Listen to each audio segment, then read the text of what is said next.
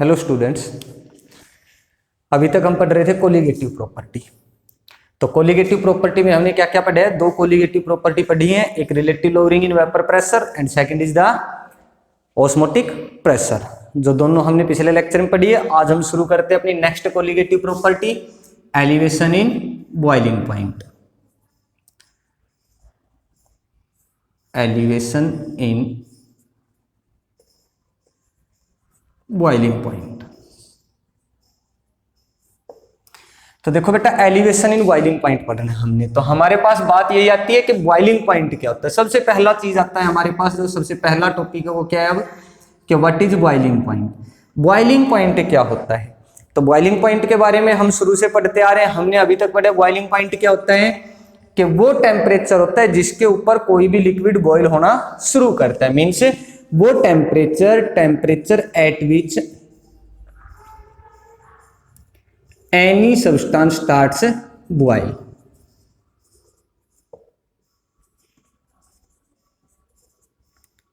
या any substance starts forming vapours.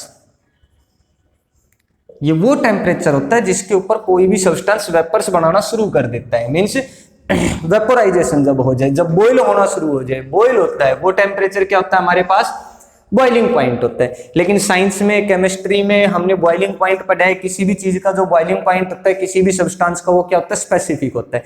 एक exact value होती है, एग्जैक्ट टेम्परेचर होता है। कि हमारे पास जैसे फॉर एग्जांपल वाटर ही हो गया, वाटर का बॉइलिंग पॉइंट कितना होता है, 100 डिग्री सेल्सियस, यही होता है। अब यहाँ पे बात आती है कि 100 डिग्री सेल्सियस का मतलब क्या है, कि जो वाटर जो है वो 100 डिग्री सेल्सियस पे वेपर्स बनाना शुरू कर देता है, बॉईल होना शुरू कर देता है। लेकिन हमने इसका जो बॉइलिंग पॉइंट है वो हम ये क्यों नहीं कह देते कि 90 होता है, या फिर इसका 92 या फिर 95, ऐसे क्यों नहीं कह देते? क्योंकि देखिए, जब हम वाटर को जब हीट करते हैं तो वहां पे वो जो बॉईल होना शुरू होता है, जो उसके वेपर्स बनने शुरू होते हैं, वो तो हमारे 100 डिग्री सेल्सियस से पहले ही बनने शुरू हो जाते हैं।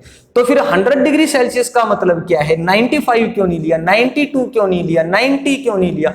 स्पेसिफिक वैल्यू क्यों दी कि हमारे पास 100 डिग्री सेल्सियस ही होता है? देखिए, केमिस्ट्री में अगर हम देखें तो हमारे पास बॉइलिंग पॉइंट क्या होता है, वो टेम्परेचर होता है, temperature at which vapor pressure of a substance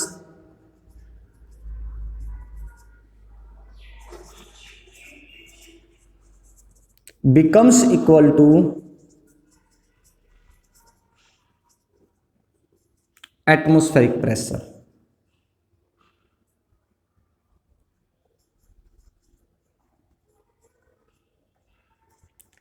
कि ये वो टेम्परेचर है जिसके ऊपर क्या होगा, किसी भी सब्सटेंस का जो वेपर प्रेशर होगा, वो वेपर प्रेशर किसके बराबर हो जाए, एटमॉस्फेरिक प्रेशर के बराबर हो जाए। मींस देखिए, हमारे पास क्या है कि हमने एक बीकर में वाटर ले लिया, हमने उसको हीट किया।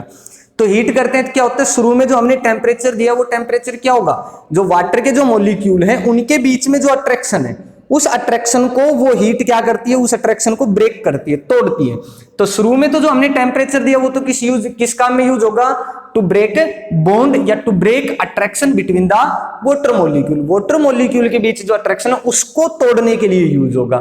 धीरे धीरे फिर जैसे टेम्परेचर बढ़ाएंगे हम, टेम्परेचर चलता जा रहा है, तो क्या होगा, वो एनर्जी फिर क्या होंगी, वेपर्स बनने में यूज हो जाएगी। वेपर्स बनने शुरू हो गई, तो वेपर्स जब हमारे पास शुरू में बनने शुरू होते हैं तो कुछ ऐसा होगा। देखिए, हमारे पास यहाँ पे ये कोई भी एक बीकर हो जाता है, इसके अंदर हमने ये वाटर मॉलिक्यूल ले लिया, या क्या कह सकते हैं हम, we take water in a beaker and heat it. और इसको हमने हीट किया है, हम इसको हीट कर रहे हैं। हीट करेंगे तो क्या होगा, कि हमारे पास यहाँ पे जो वाटर के सरफेस पे जो वाटर मॉलिक्यूल हैं, वो वाटर मॉलिक्यूल, मान लीजिए ये वाटर मॉलिक्यूल हो गई, केवल हम सरफेस की दिखाएं अब, तो ये वाटर मॉलिक्यूल क्या होगा, जब हीट करेंगे तो क्या बनेंगे, वेपर्स बनेंगे। कि ये वेपर्स बन गए हमारे पास।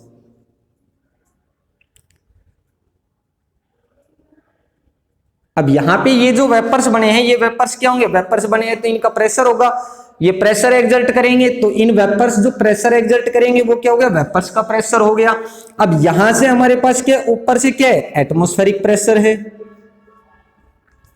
इधर से ये एटमॉस्फेरिक प्रेशर लगेगा, ये ऊपर जाएंगे तो ये भी प्रेशर एक्सर्ट करेंगे, तो प्रेशर एग्जर्ट करेंगे। अब हमारे पास शुरू में क्या होगा, जब लो टेम्परेचर होता है तो शुरू में इनका बॉन्ड टूटेगा, जैसे जैसे टेम्परेचर इंक्रीज करेंगे वेपर्स बनने शुरू हो गई।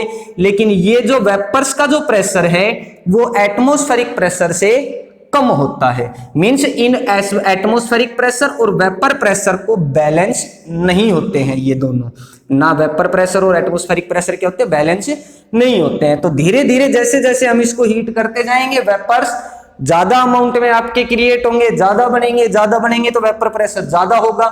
एक स्टेज ऐसी आएगी जब क्या होगा कि इन वेपर्स का जो प्रेशर होगा वो प्रेशर एटमॉस्फेरिक प्रेशर के बराबर हो जाएगा। जिस टेम्परेचर पे ये प्रेशर एटमॉस्फेरिक प्रेशर के बराबर हो जाए वो टेम्परेचर क्या होता है, boiling point of that substance, उस सब्सटेंस का वो बॉइलिंग पॉइंट होगा। तो यहां तो ये तो था बॉइलिंग पॉइंट। अब हम पढ़ते हैं एलिवेशन इन बॉइलिंग पॉइंट। तो देखिए एलिवेशन इन बॉइलिंग पॉइंट जब हम पढ़ते हैं तो यहां पे हमने अब क्या लेना, सॉल्यूशन। क्या हम क्या लेते हैं, सॉल्यूशन लेंगे।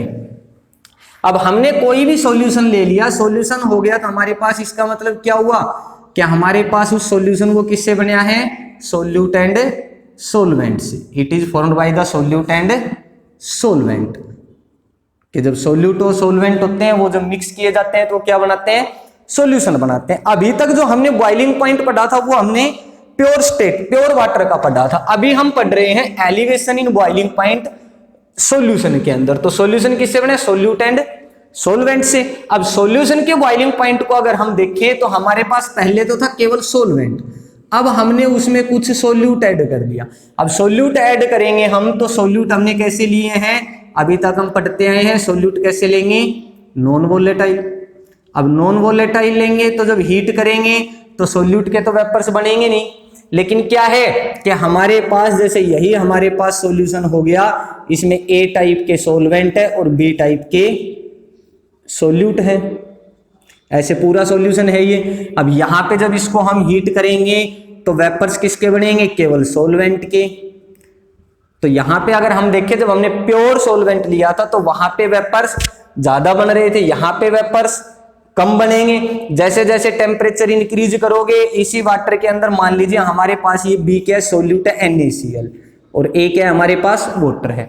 अब जैसे हम 100 यहाँ पे जिस टेम्परेचर पे धीरे धीरे कर रहे हैं तो वेपर्स कम बन रहे हैं, 100 डिग्री सेल्सियस पे पहुंचे तो वहां भी क्या होंगे, सोलवेंट के वेपर कम बनेंगे। अब कम बनेंगे तो वेपर प्रेशर भी क्या होगा, कम होगा। तो यहां पे क्या होगा कि जो इसका जो बॉइलिंग पॉइंट होगा, मींस जब इसके वेपर प्रेशर क्या हो जाए, एटमॉस्फेरिक प्रेशर के बराबर, तो हमें क्या करना पड़ेगा, 100 डिग्री सेल्सियस से ज्यादा टेम्परेचर देना पड़ेगा। तो मान लीजिए प्योर सोलवेंट जो हमारे पास था, वो प्योर सोलवेंट तो कितना है, उसका हमने टेम्परेचर कितना मान लिया, T1, और जो हमारे पास सॉल्यूशन हो गया उस सॉल्यूशन का कितना टेम्परेचर आ गया हमारे पास, बॉइलिंग पॉइंट कितना आ गया, T2। अब हमने यहां से देखा है कि बॉइलिंग पॉइंट जो सॉल्यूशन का है वो क्या हुआ, greater than the solvent. Solvent से बॉइलिंग पॉइंट सॉल्यूशन का ज्यादा होता है। अब यहां पे कितना ज्यादा हुआ, ज्यादा कितना होगा, ये ज्यादा है ये कम है, डिफरेंस कितने का है, T2 माइनस T1। मान लीजिए हमारे पास जो प्योर वाटर था वो तो कितना था, 100 डिग्री सेल्सियस था प्योर वाटर का। तो अब जो हमने सॉल्यूशन लिया है उस सॉल्यूशन का मान लीजिए हमारे पास बॉइलिंग पॉइंट कितना आया, मान लेते हैं 105 डिग्री सेल्सियस। तो हमारे पास कितना ज्यादा हुआ सॉल्यूशन का सॉल्वेंट से boiling point, 5 degree Celsius, 105 minus 100। ये जो हमारे पास जो डिफरेंस आता है यहीं पे, ये जो हमने बताया T2 minus T1 is equal to delta TB, means change in the boiling point. B means boiling point and delta क्या होता है, चेंज। तो चेंज इन बॉइलिंग पॉइंट तो हम कह सकते हैं, और ये जो डेल्टा B होता है it is known as elevation in boiling point. इसका नाम क्या है, एलिवेशन इन बॉइलिंग पॉइंट है। Is that clear. तो ये क्या हमारे पास एलिवेशन इन बॉइलिंग पॉइंट। तो एलिवेशन इन बॉइलिंग पॉइंट को हम डिफाइन कर सकते हैं, क्या डेफिनेशन आएगी कि एलिवेशन इन बॉइलिंग पॉइंट क्या है, is the difference in the boiling point of, किस किस के बीच डिफरेंस है बॉइलिंग पॉइंट का, सॉल्यूशन एंड सोलवेंट के। सॉल्यूशन और सोलवेंट के बॉइलिंग पॉइंट का डिफरेंस ही क्या होता है, एलिवेशन इन बॉइलिंग पॉइंट। या फिर हम कह सकते हैं कि delta T B elevation in boiling point क्या हुआ हमारे पास, इट इज द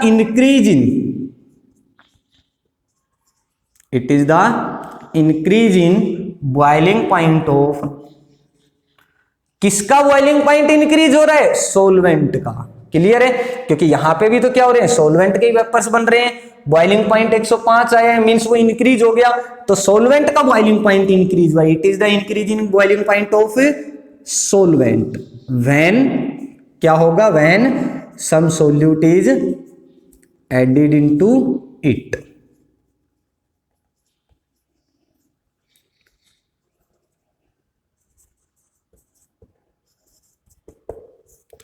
क्या होता है हमारे पास, एलिवेशन इन बॉइलिंग पॉइंट क्या है, it is the increase in the boiling point of solvent when some solute is added into it. किसी भी सोलवेंट के बॉइलिंग पॉइंट में इंक्रीज है कब, जब उसके अंदर कुछ सोल्यूट ऐड किया जाता है। यहां पे हमारे पास पहले हमने प्योर सोलवेंट लिया था, वाटर मॉलिक्यूल, उसके अंदर हमने NaCl मिला दिया तो उसका बॉइलिंग पॉइंट इंक्रीज हो गया। सिंपल से ऐसे भी समझ सकते हो कि हमारे पास एक तो ये ओनली वाटर है, जैसे A था सोलवेंट तो ये A वाटर हो गया, इसको हीट कर रहे हैं, 100 डिग्री सेल्सियस आया हमारे पास बॉइलिंग पॉइंट, इसका 105 डिग्री सेल्सियस आया। सिंपली ये भी कह सकते हैं कि हमारे पास क्या होता है कि जो हमारे पास बॉइलिंग पॉइंट आएगा वो इंक्रीज क्यों हुआ है सोलवेंट का, यहाँ पे प्योर था, यहाँ पे क्या हो गया, A और B के बीच में अट्रैक्शन हो गया, नॉन वोलेटाइल सोल्यूट है, तो हमारे पास यहाँ पे बॉइलिंग पॉइंट सॉल्यूशन का ज्यादा क्यों हुआ सोलवेंट से, क्योंकि जो सोल्यूट के पार्टिकल हैं वो सोलवेंट को अपनी तरफ भी खींचते हैं, तो अपनी तरफ जब अट्रैक्ट करेंगे तो वो वेपर्स नहीं बनने देंगे, कम वेपर्स बनेंगे, कम बनेंगे तो वेपर प्रेशर कम होगा, तो टेम्परेचर हमने हाई करना पड़ेगा। जब हम टेम्परेचर हाई करेंगे तो बच्चों क्या हुआ हमारे पास, बॉइलिंग पॉइंट ज्यादा हुआ, तो क्या कह सकते हैं हम कि elevation in boiling point is the difference in the boiling point of solution and solvent, और we can say that it is the increase in the boiling point of solvent when some solute is added into it, जब उस solute को solvent के अंदर add किया जाता है तो जो सॉल्यूशन का जो बॉइलिंग पॉइंट है वो इंक्रीज हो जाता है, और जितना इंक्रीज हुआ है वही क्या है हमारे पास एलिवेशन इन बॉइलिंग पॉइंट है। इसी तरह जब हम फ्रीजिंग पॉइंट की बात करते हैं तो फ्रीजिंग पॉइंट क्या होता है हमारे पास, जैसे वाटर हो गया, यही वाटर हो गया, इसके मॉलिक्यूल के बीच में अट्रैक्शन है, अब यहां पे हम क्या करेंगे, इनको कूलिंग करते हैं इनका, तो यहां पे हम इनको कूलिंग करते हैं तो मींस ठंडा करेंगे, ठंडा करेंगे तो टेम्परेचर दिया जाता है, इनको कम दिया जाएगा, टेम्परेचर कम दिया जाएगा तो क्या होगा, पार्टिकल्स क्या होंगे, नजदीक नजदीक आएंगे, मींस यहां पे हमारे पास क्या होगा कि इनको इधर से हमने मान लीजिए टेम्परेचर दिया है, लो टेम्परेचर दिया है, तो लो टेम्परेचर देंगे तो क्या होगा कि ये जो पार्टिकल्स है ये क्या करेंगे, एनर्जी रिलीज करेंगे, वो एनर्जी बाहर की तरफ भी जाएगी, कुछ अंदर की तरफ भी आएगी, क्या होगा हमारे पास पार्टिकल नजदीक नजदीक आएंगे, क्या होगा, सॉलिडिफिकेशन। तो जितने भी जो सरफेस पे जो पार्टिकल रहेंगे वो क्या होगा, उनका हो जाएगा आपके पास सॉलिडिफिकेशन, मींस वो सॉलिड के अंदर बदलेंगे। अब सॉलिड जैसे ही इनके अंदर एनर्जी कम आई तो जो अंदर के जो पार्टिकल बच गए ये क्या करेंगे, ये एनर्जी इनको देंगे, वही जो लो टेम्परेचर वो इनको देंगे तो वो क्या करेंगे, ये एनर्जी इनको दे रहे हैं, ये मॉलिक्यूल क्या करेंगे, एनर्जी रिलीज करेंगे, यहां पे क्या हो जाएगा, ये लिक्विड में बदल जाएंगे, अंदर वाले सॉलिड में, मींस फिर क्या होगा, लिक्विफिकेशन होगा। तो एक बार लिक्विफिकेशन और पहले क्या था, सॉलिडिफिकेशन, धीरे धीरे ऐसे ही चलता रहेगा। वो जब इक्विलिब्रियम स्टेट आ जाए, जिस टेम्परेचर पे इक्विलिब्रियम स्टेट आ जाती है वो क्या होगी हमारे पास, फ्रीजिंग पॉइंट होगा, means that temperature at which, वो टेम्परेचर जिसके ऊपर exact equilibrium takes place between solidification and liquefaction, के लिक्विफिकेशन और सॉलिडिफिकेशन के अंदर एग्जैक्ट इक्विलिब्रियम आ जाए। देखिए जैसे हम फॉर एग्जांपल हम बर्फ जमाते हैं फ्रिज के अंदर, तो फ्रिज के अंदर बर्फ जमाते हैं तो क्या होता है, अगर हम उस बर्फ को जल्दी निकालें, उस पानी को जल्दी निकालें, मान लीजिए हमने 15 मिनट 20 मिनट रख दिया, तो हम क्या देखते हैं कि पानी के ऊपर के सरफेस पे केवल क्या होता है, आइस जम जाती है, बर्फ जम जाती है, लेकिन नीचे क्या होता है, पानी होता है। मींस वो क्या है, वहां पे आपका प्रोसेस, इक्विलिब्रियम प्रोसेस शुरू हुआ है केवल, कि आपका क्या हुआ है, सॉलिडिफिकेशन भी है, लिक्विफिकेशन भी है, कि लिक्विड स्टेट भी और सॉलिड स्टेट भी है। तो इक्विलिब्रियम वहां पे आपका शुरू हुआ है, स्टार्ट हुआ है, होने लग रहा है। थोड़ी देर बाद और देखे तो क्या होगा, ऊपर थोड़ी और हार्ड लेयर मिलेगी, लेकिन नीचे क्या है, वाटर है, वही लिक्विड स्टेट है। धीरे धीरे हमने उसको ज्यादा टाइम के लिए रख दिया तो क्या होगा, कंप्लीट हमारे पास आइस मिल जाती है। वो जो स्टेट आ गई, अब जो वो आइस है केवल, दैट क्या है हमारे पास, एग्जैक्ट इक्विलिब्रियम आ जाता है। जब वो बर्फ कंप्लीटली जम जाती है, आइस बन जाती है, तब क्या है, एग्जैक्ट इक्विलिब्रियम है कि जितने आपके लिक्विड से सॉलिड बन रहे हैं, सॉरी जितने, हाँ ठीक है, जितने आपके सॉलिड से ये लिक्विड से सॉलिड बन रहे हैं, उतने ही सॉलिड से लिक्विड बनने लग रहे हैं। तो वो टेम्परेचर जिसके ऊपर एग्जैक्ट इक्विलिब्रियम आ जाए, लिक्विड कौन सी, किसके बीच में, लिक्विफिकेशन एंड सॉलिडिफिकेशन, इनके बीच में इक्विलिब्रियम एग्जैक्ट स्टेट जिस टेम्परेचर पे आती है, वो क्या होता है, फ्रीजिंग पॉइंट होता है। नॉर्मली हम ये कह देते हैं जिसके ऊपर फ्रीज, जिस टेम्परेचर पे फ्रीज होना शुरू होता है। अब जो पानी होता है, वाटर जो होता है, वो क्या है, 0 डिग्री सेल्सियस पे उसका फ्रीजिंग पॉइंट बताया, लेकिन वो 0 से पहले ही क्या होता है, जमने लग जाता है, फ्रीज होने लग जाता है। तो हम ये तो कह नहीं सकते कि 2 डिग्री सेल्सियस उसका फ्रीजिंग पॉइंट, 3 डिग्री है, 4 डिग्री है या 1 डिग्री है, नहीं। क्यों, क्योंकि तब इक्विलिब्रियम स्टेट चल रही है। एग्जैक्ट इक्विलिब्रियम आ जाए, जब इक्विलिब्रियम बिल्कुल कंप्लीट हो जाए या इक्विलिब्रियम आपकी आ जाए वहां पे, तो वो टेम्परेचर क्या होगा, हमारे पास फ्रीजिंग पॉइंट होगा। Is that clear? तो ये फ्रीजिंग पॉइंट में, ये हमारे पास किसमें है, बॉइलिंग पॉइंट के अंदर है। तो अब हम इनको एक्सप्लेन करते हैं कि हम करेंगे कैसे, नोट्स कैसे बनाओगे आप। तो देखिए, एलिवेशन इन बॉइलिंग पॉइंट में चल रहे हैं। अभी तक तो ये समझाया, केवल एलिवेशन इन बॉइलिंग पॉइंट भी समझा दिया मैंने और फ्रीजिंग पॉइंट भी समझा दिया। तो अब हम करते हैं एलिवेशन इन बॉइलिंग पॉइंट को। तो प्यारे बच्चों, सबसे पहले आपने क्या करना है, बॉइलिंग पॉइंट की डेफिनेशन लिखनी है कि बॉइलिंग पॉइंट क्या होता है। इस बॉइलिंग पॉइंट की आप डेफिनेशन लिखोगे, क्या होगा, temperature at which vapor pressure of solution becomes equal to, या vapor pressure of substance, या सॉल्यूशन ही लिख लीजिए, सॉल्यूशन का हो जाएगा vapour pressure of solution becomes equal to atmospheric pressure is known as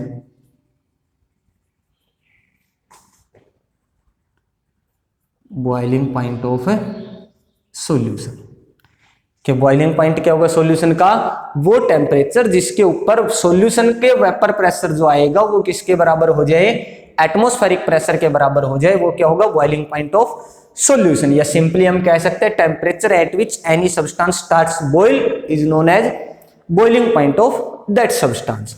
अब हमने एलिवेशन इन बॉइलिंग पॉइंट पढ़ना है। तो हमने अभी थोड़ी देर पहले बताया था कि सॉल्यूशन का बॉइलिंग पॉइंट क्या होता है, सॉल्वेंट से ज्यादा होता है। इसी तरह हमारे पास फ्रीजिंग पॉइंट में याद रखना बेटा, अभी जो मैंने थोड़ी देर पहले करवाया था फ्रीजिंग पॉइंट में, कि जो सॉल्यूशन का जो फ्रीजिंग पॉइंट होता है वो सॉल्वेंट से कम होता है।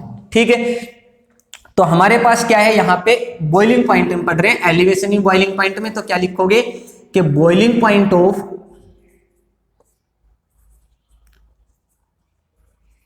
Solution is always greater than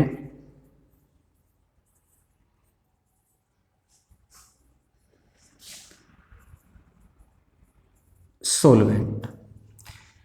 कि जो बॉइलिंग पॉइंट होगा सॉल्यूशन का वो हमेशा सॉल्वेंट से ज्यादा मिलेगा। तो मान लेते हैं हम, let T1 is the boiling point of, T1 किसका बॉइलिंग पॉइंट है, सॉल्वेंट का, and T2 is the boiling point of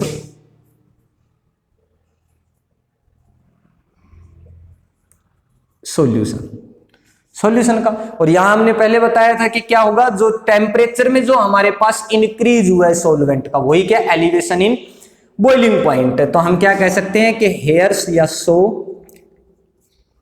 T2 minus T1 क्या होगा, increase in the boiling point या change in boiling point, delta TB. Equation first, here जो डेल्टा टीबी है, here del TB is elevation in boiling point.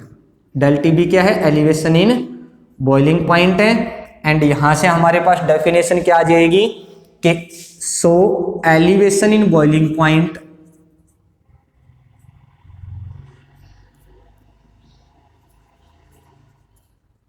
so elevation in boiling point is the difference in the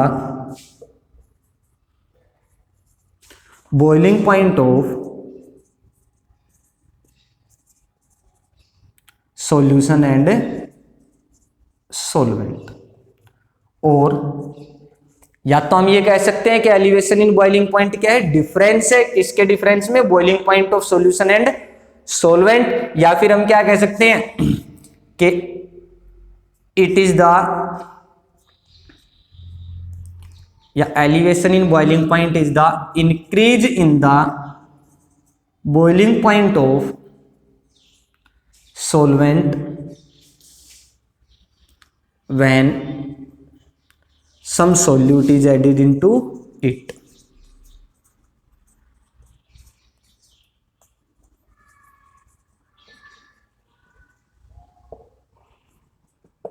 कि क्या हमारे पास elevation in boiling point क्या है, increase in the boiling point of solvent when some solute is added into it. Means जब उसके अंदर कोई सोल्यूट ऐड किया जाता है सॉल्वेंट के अंदर तो उसका बॉइलिंग पॉइंट इंक्रीज हो जाता है, और जितना इंक्रीज हुआ है वही क्या है, उसका एलिवेशन इन बॉइलिंग पॉइंट है, जिसको किससे डिनोट किया जाता है, डेल्टा टीबी से। ठीक है, अब यहां से आगे हमने क्या करना है कि prove that it is a colligative property. हमने वो बताना है कि ये कोलिगेटिव प्रॉपर्टी, ये प्रूव करना है आपने। तो प्रूव कैसे करोगे कि क्या लिखना है हमने, experimentally it was found that, experiment करने पर ये पाया गया है बच्चों कि experimentally it was found that elevation in boiling point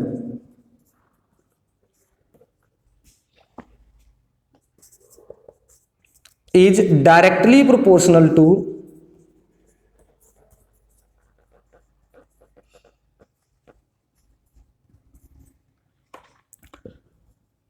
molality m। किसके डायरेक्टली प्रोपोर्शनल होता है, मोलैलिटी के डायरेक्टली प्रोपोर्शनल होता है। दैट इज हम क्या लिख सकते हैं कि del T B directly proportional to m। Equation second, यहां पे m क्या है, where m is the molality of solution. m क्या है यहां पे, मोलैलिटी है। अब देखिए हमने प्रोपोर्शनलिटी का साइन हटाना है तो हम काफी बार पढ़ चुके हैं कि क्या आ जाएगा हमारे पास, कोई भी कांस्टेंट लगाएंगे, del T B is equal to K B into M. This is equation third. अब यहां पे जो के बी है, के बी क्या है यहां पे, here K B is proportionality constant, here Kb is proportionality constant।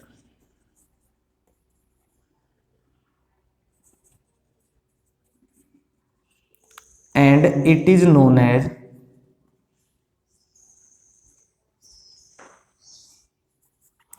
Molal elevation constant.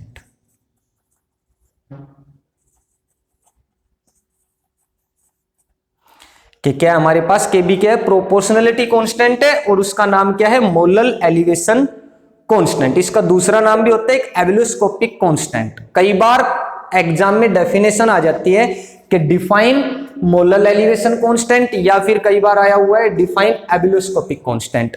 तो आपसे कुछ भी पूछ सकता है, एबिलोस्कोपिक कांस्टेंट भी इसी का नाम है, मोलल एलिवेशन कांस्टेंट भी इसी का नाम है, दोनों सेम है, एक ही नाम है, एक ही सिंबल है दोनों का। तो यहां से हमने मोलल एलिवेशन कांस्टेंट को डिफाइन करना है। पहले हम कोलिगेटिव प्रॉपर्टीज को प्रूव थोड़ी देर में करेंगे, पहले हम यहां से Kb को डिफाइन करते हैं कि हमारे पास Kb कैसे डिफाइन करेंगे। तो यहां से हमने Kb को डिफाइन करना है। तो मान लीजिए यदि हमारे पास सॉल्यूशन 1 मोलल है, means if solution is 1 molal.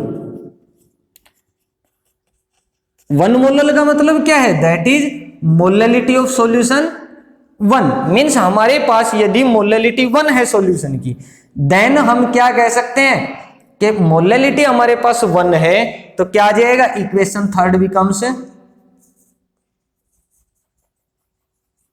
क्या बन जाएगी हमारे पास, del T B is equal to M. Equation 4, TB किसके बराबर, सॉरी हमने m1 रखा है, मोलैलिटी 1 है, तो del TB is equal to K B. And from equation 4 we can define molar elevation constant और एबुलोस्कोपिक कांस्टेंट, कि हम मोलर एलिवेशन कांस्टेंट या एबुलोस्कोपिक कांस्टेंट को इक्वेशन 4 से डिफाइन कर सकते हैं। तो क्या आ जाएगी डेफिनेशन हमारे पास, अगर डेफिनेशन आपने लिखनी है तो क्या आएगी हमारे पास, लिखिए,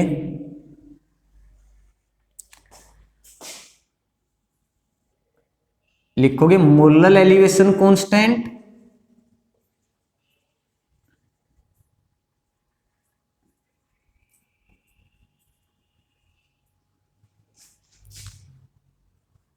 is the elevation in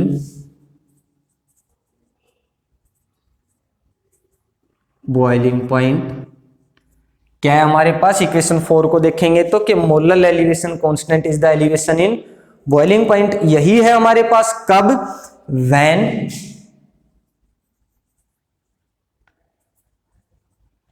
solution is 1 molar. जब आपके पास सॉल्यूशन 1 मोलर है तो क्या होगा, molar elevation constant elevation in boiling point ही होगा या उसके बराबर होगा। Means molar elevation constant is the elevation in boiling point when solution is 1 molar. ये आएगा हमारे पास, डिफाइन कर दिया हमने। या फिर ये कह सकते हैं कि molar elevation constant is the elevation in boiling point when molarity of solution is unity, के सॉल्यूशन की जो मोलरिटी आएगी वो क्या हो, यूनिटी हो, एक हो। अब हम बात कर रहे थे कि इसको कोलिगेटिव प्रॉपर्टी प्रूव करना है, तो हमारे पास इक्वेशन 3 है, एज इक्वेशन 3। इक्वेशन 3 क्या है हमारे पास, del T B is equal to K B into M, del T B equals to K B into M. Equation 3 है हमारे पास ये। अब हमने मोलरिटी का फॉर्मूला पढ़ा है कंसंट्रेशन वाले टॉपिक में। मोलरिटी क्या होती है सॉल्यूशन की, मोलरिटी क्या है, is defined as the moles of solute dissolved per kilogram of solvent, के 1 किलोग्राम सोलवेंट के अंदर जितने सोल्यूट के मोल्स मिलाए जाते हैं, that is the molarity of solution. Means we know that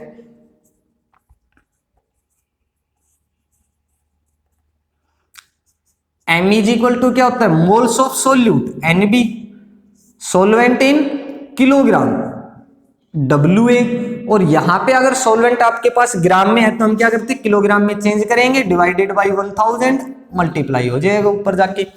यही होता है हमारे पास एम। ये केवल 1000 तभी रखना है जब आपके पास सोलवेंट ग्राम में है, नहीं तो क्या होगा 1000 नहीं आएगा यहाँ पे। तो ये हमारे पास we know that M is equal to N B by W A into 1000, putting value of M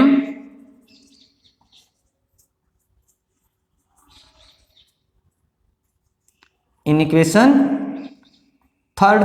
equation 3 में यदि आप m की वैल्यू रखते हो तो क्या आ जाएगा, del T B is equal to K B into N B by W A into 1000।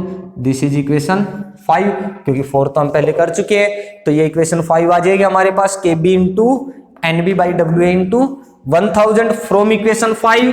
Equation 5 से हम क्या कह सकते हैं कि डेल टी बी की वैल्यू किस पे डिपेंड कर रही है, एन बी पे। के बी खुद कांस्टेंट है, ये भी कांस्टेंट है, W A mass of solvent है, ये भी क्या हमारे पास कांस्टेंट है 1 किलोग्राम के अंदर। तो हमारे पास क्या हुआ, टीबी की वैल्यू किस पे डिपेंड कर रही है, एनबी पे।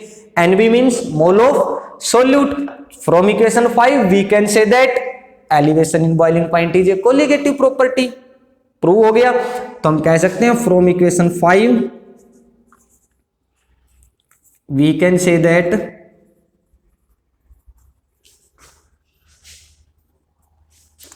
Elevation in boiling point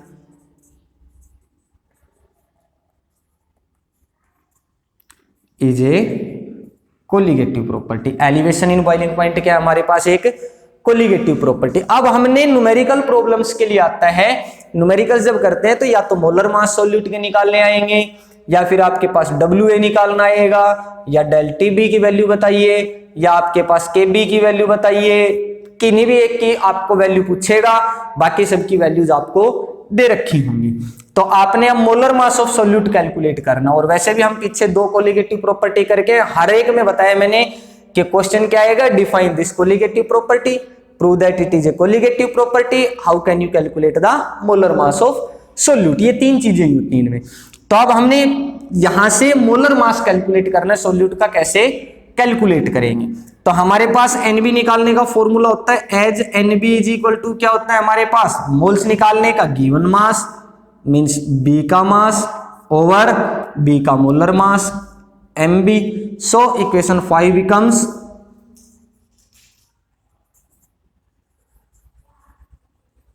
equation 5 क्या बन जाएगी, इधर कर लेते हैं हम। अब इक्वेशन 5 में एनबी की वैल्यू रख दीजिए, del T B is equal to क्या हो जाएगा बच्चों, के बी इंटू एनबी की वैल्यू क्या है हमारे पास, W B over M B. रख दीजिए एनबी की value K B into W B over M B into 1000 over W A. तो वैसा का वैसा बच रहा है हमारे पास, ये कहां रखा है तो डब्ल्यू ए यहां रख दो, हो गया। एम बी कैलकुलेट करना है, इधर लेके आएंगे मल्टीप्लाई, टी बी इधर आके डिवाइड हो जाएगा, क्या आएगा हमारे पास, M B is equal to K B into W B over W A into 1000 over del T B. इनमें पजल नहीं होना है, एम बी लेके गए हैं, एम बी की जगह यहाँ पे डब्ल्यू ए ले आया, डेल्टा टी बी मैंने उधर कर दिया। क्लियर है। तो from equation 6 we can calculate molar mass of solute. Equation 6 से हम सॉल्यूट का मोलर मास भी कैलकुलेट कर सकते हैं। अब यहां से न्यूमेरिकल्स प्रॉब्लम जो आएंगी उनके अंदर आपसे सभी वैल्यू दे रखी होंगी, किसी एक की वैल्यू आपने कैलकुलेट करनी है। जैसे एम बी कैलकुलेट करना है, इन सब की वैल्यू आपको मिलेगी, डब्ल्यू ए कैलकुलेट करना है, बाकी सबकी मिलेगी, डब्ल्यू ए की नहीं मिलेगी, के बी की नहीं मिलेगी, बाकी सबकी मिलेंगी। किसी एक की वैल्यू कैलकुलेट करनी है, बाकी की वैल्यू आपको दे रखी होंगी। बात आती है कई बार क्या होगा कि आपके पास डेल टीबी की वैल्यू नहीं देगा, आपको सॉल्यूशन का बॉइलिंग पॉइंट अलग से दे देगा, सॉल्वेंट का अलग से बता देगा। आपने डेल टीबी निकालना है, वो हम पहले पढ़ चुके हैं। डेल टीबी क्या आएगा, T2 minus T1 means solution का बॉइलिंग पॉइंट माइनस सॉल्वेंट का boiling point. Is that clear? हो जाएगा। तो जल्दी से इसको उतार लीजिए, स्क्रीनशॉट लेना, स्क्रीनशॉट ले लीजिए। हरिया फिर नेक्स्ट कोलिगेटिव प्रॉपर्टी कराते हैं आपकी, depression in freezing point.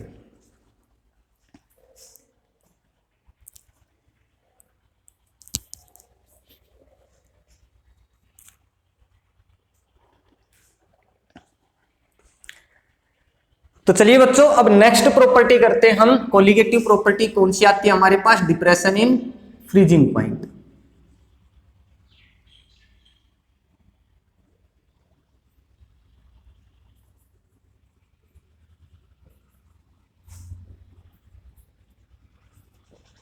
Depression in freezing point आती है नेक्स्ट हमारे पास। अब देखिए डिप्रेशन इन फ्रीजिंग पॉइंट में क्या है, सबसे पहले आपने फ्रीजिंग पॉइंट की डेफिनेशन लिखनी है। देखिए इसको मैं क्लीन नहीं करूंगा, साफ नहीं करूंगा, क्योंकि यहाँ पे थोड़ा बहुत चेंजमेंट आएगा, इसीलिए मैंने फ्रीजिंग पॉइंट थोड़ा सा लेक्चर जब शुरू हुआ था बॉइलिंग पॉइंट के साथ साथ कराया था कि फ्रीजिंग पॉइंट क्या होता है हमारे पास, वो टेम्परेचर होता है जिसके ऊपर कोई भी सब्सटेंस फ्रीज होना शुरू होता है।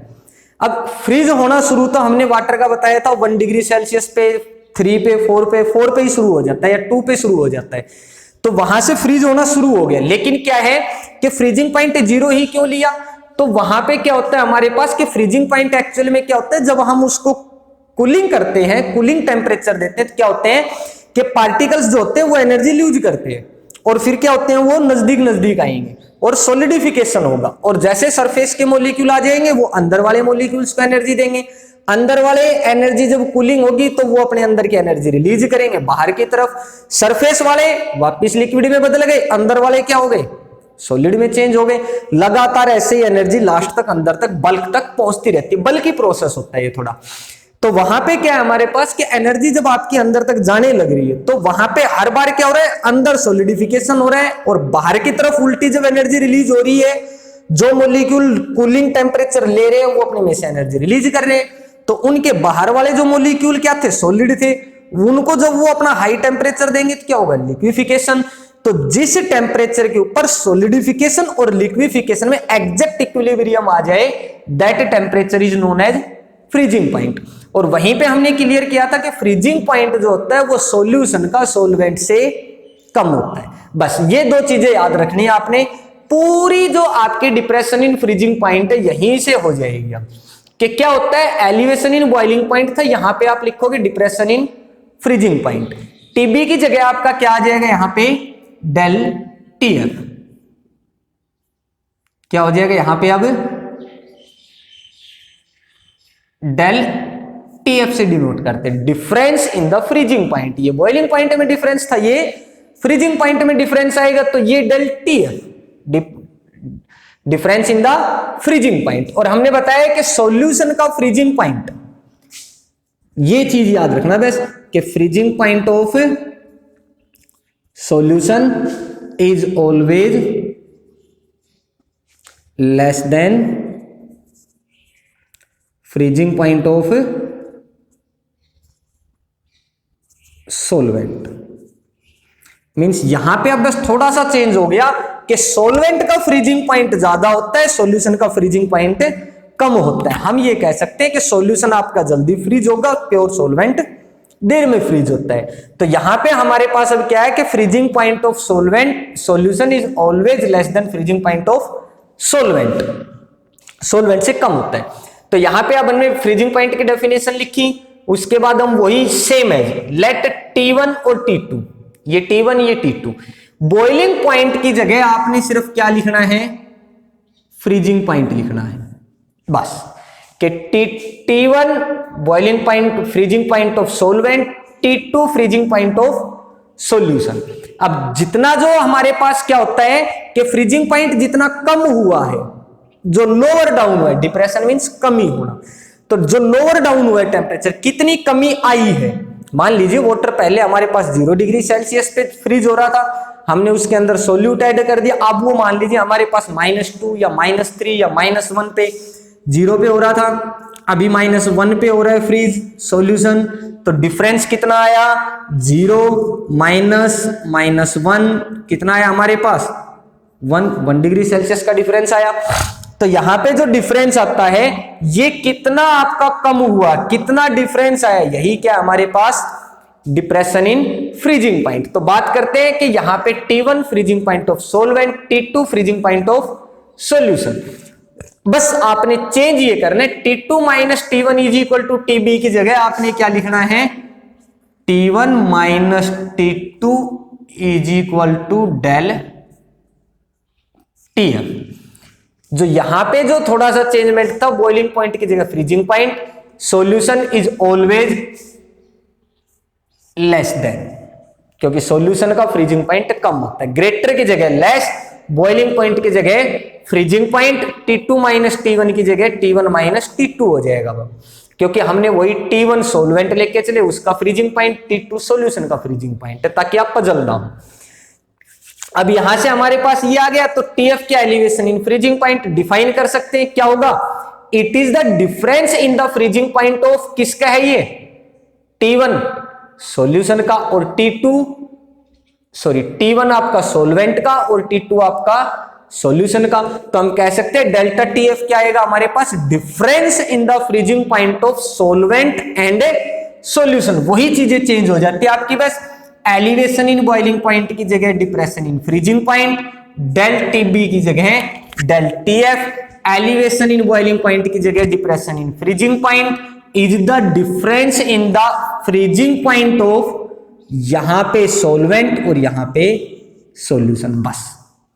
या फिर कह सकते हो it is the decrease, increase की जगह क्या आ जाएगा यहां पे, डिक्रीज हो जाएगा बस, decrease in the freezing point, boiling point की जगह freezing point of solvent, solvent का फ्रीजिंग पॉइंट डिक्रीज होना कब, जब उसमें थोड़ा बहुत भी सॉल्यूट ऐड किया जाता है, बाकी सेम है। अब इससे आगे यहीं पे थोड़ी सी लैंग्वेज चेंज होनी, उससे आगे तो बिल्कुल गिनी गिनाई चेंजमेंट है कि क्या करना है, वही experimentally it was found that, ये पाया गया एक्सपेरिमेंटली बिल्कुल कि एलिवेशन इन बॉइलिंग पॉइंट की जगह क्या आएगा, डिप्रेशन इन फ्रीजिंग पॉइंट, क्या लिखना है सिर्फ, it experimentally it was found that depression in freezing point is directly proportional to molality. Same है, ये भी डेल्टा टीएफ भी एम के ही डायरेक्टली प्रोपोर्शनल होता है मोललिटी की, और टीबी की जगह अब आगे क्या करना है आपने, TF directly proportional to M, delta TB is equal to KB की जगह क्या आ जाएगा, ये बी बॉइलिंग पॉइंट के लिए, हमने फ्रीजिंग पॉइंट के लिए पढ़ रहे थे, एफ लगा दो बस, केबी की जगह केएफ इंटू एम, वेयर केबी की जगह KF is the proportionality constant है, और इस केएफ का नाम क्या हो जाएगा, ये याद रखना है बेटा, बस केएफ का क्या आ जाएगा, मोलल एलिवेशन की जगह क्या हो जाएगा, डिप्रेशन, मोलल डिप्रेशन कांस्टेंट, क्या आएगा यहां पे, मोलल डिप्रेशन कांस्टेंट, या इसका दूसरा नाम है क्रायोस्कोपिक कांस्टेंट, कोई सा भी नाम आ सकता है, मोलल डिप्रेशन कांस्टेंट या क्रायोस्कोपिक कांस्टेंट, बस ये चेंजमेंट आएगा, केएफ का नाम अलग हो गया बस, मोलल एलिवेशन की जगह क्या हो जाएगा, डिप्रेशन, मोलल एलिवेशन का दूसरा नाम एबिलोस्कोपिक कांस्टेंट था, मोलल डिप्रेशन कांस्टेंट का नाम क्रायोस्कोपिक कांस्टेंट हो जाएगा। अगर आपके पास सॉल्यूशन 1 मोलल है तो डेल्टा टीबी की जगह डेल्टा टीएफ, केबी की जगह केएफ, चेंज उतना ही करना है आपने। मोलल एलिवेशन की जगह डिप्रेशन कांस्टेंट को हम डिफाइन कर सकते हैं कि molal depression constant is the, क्या आ जाएगा यहां पे, depression in freezing point, elevation की जगह डिप्रेशन आएगा, बॉइलिंग पॉइंट की जगह फ्रीजिंग पॉइंट आएगा, कि molal depression constant is the depression in freezing point when, कब, जब सॉल्यूशन 1 मोलल है, क्योंकि जब आपके पास इस इक्वेशन में del TB is equal to क्या आएगा हमारे पास, TF is equal to KF into M, और ये अगर चीज हमारे पास 1 है मोललिटी, तो केएफ किसके बराबर होगा, डिप्रेशन इन फ्रीजिंग पॉइंट के बराबर, तो क्या आ जाएगा, molal depression constant is the depression in freezing point when solution is 1 molal. उसके बाद हमने freezing point, depression in freezing point को कोलिगेटिव प्रॉपर्टी प्रूव करनी है, जहां कहीं भी आपका टीबी है वहां पे टीएफ, केबी है वहां पे केएफ, सेम एज करना है बिल्कुल, यहां पे टीबी की जगह केएफ, टीएफ, केबी की जगह केएफ, सारी वैल्यू वैसे ही पुट करनी है आपने बिल्कुल लगातार, जहां कहीं भी डेल टीबी है वहां पे डेल टीएफ, केबी है वहां पे केएफ, बस ये चीजें चेंज होगी, वहीं पे क्या आ जाएगी आपकी कोलिगेटिव प्रॉपर्टी भी प्रूव हो जाएगी इक्वेशन 5 में, और लास्ट में हम मोलिकुलर मास ऑफ सोल्यूट भी कैलकुलेट कर सकते हैं। तो हमारे पास ये 4 कोलिगेटिव प्रॉपर्टी थी, कौन कौन सी, relative lowering in vapour pressure, second is the osmotic pressure, third is the elevation in boiling point, and fourth is the depression in freezing point. कर लोगे बेटा? तो बच्चों आपने ये करना है, इसके ऊपर भी न्यूमेरिकल्स आपके वही आएंगे, आपको हो सकता है टीएफ की वैल्यू ना दे रखी हो, तो टीएफ कैसे निकालोगे, सॉल्वेंट का फ्रीजिंग पॉइंट माइनस सॉल्यूशन का फ्रीजिंग पॉइंट, इनको आपस में सब्सट्रैक्ट कर लेना, आपके पास टीएफ आ जाएगा सॉल्यूशन और सॉल्वेंट के फ्रीजिंग पॉइंट को, बाकी सारी वैल्यू आपको दे रखी होंगी, किसी एक की वैल्यू पूछेगा। तो कर लोगे बच्चों, ये कर लेना आपने। Okay, thank you.